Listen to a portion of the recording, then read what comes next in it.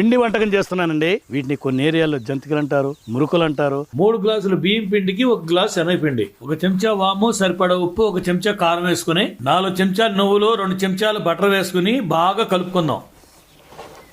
కొద్దిగా నీళ్లు పోసుకుంటూ ఇదిగో చూస్తున్నారు కదా, ఈ విధంగా కలుపుకోవాలి. ఒక 10 నిమిషాలు పక్కన పెట్టుకుని జంతికలు కాల్చుకోవడానికి నూనె వేడి చేసుకుందాం.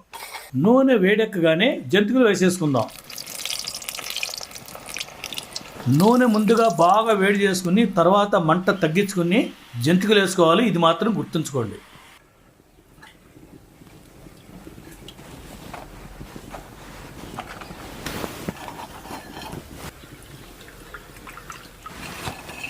చూసారా, ఇట్లా పట్టుకుంటే కూడా కరకరలాడితే ఎలా వచ్చినాయో.